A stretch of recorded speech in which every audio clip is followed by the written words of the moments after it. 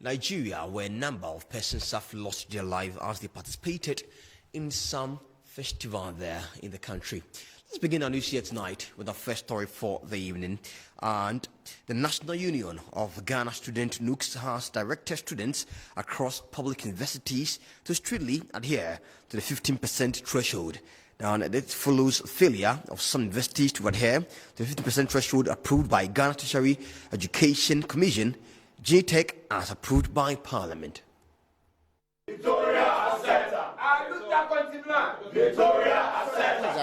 Today we've met GTEC, we met Ministry too, and it is not me saying it, it is the law saying it. The law by extension mandates the students or the citizens of this country to uphold it. And that is the responsibility the Constitution places on all of us, that we must uphold the Constitution and the laws of this country.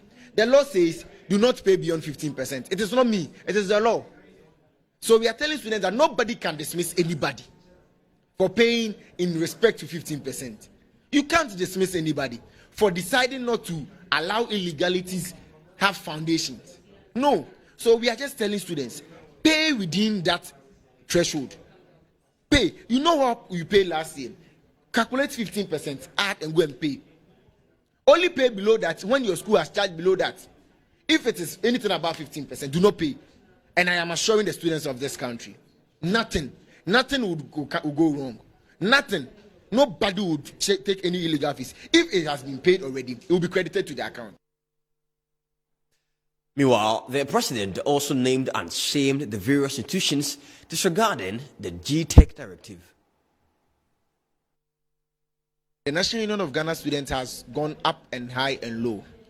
But what we are saying is that this is a matter of urgency. This is a matter with time. As I speak to you, some institutions are done collecting these fees from first-year students because they coerce them under force. That if you don't pay, we will take your admissions from you. And for a first-year student who's received admission, what do you expect? What will happen? The person would rush, go and take loans, sell properties, and go and pay illegal fees. Illegal fees.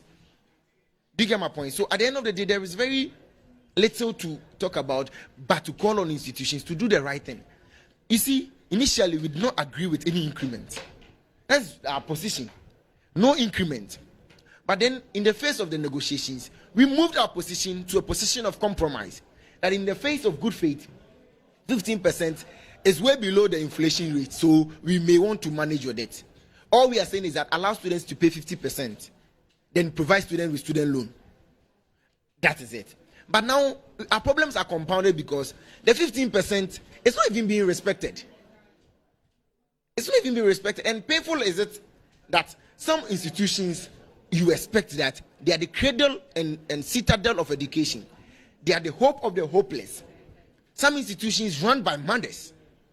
You expect that they would at least bear with students in these crucial times and allow students. But no, we would rather force students to pay.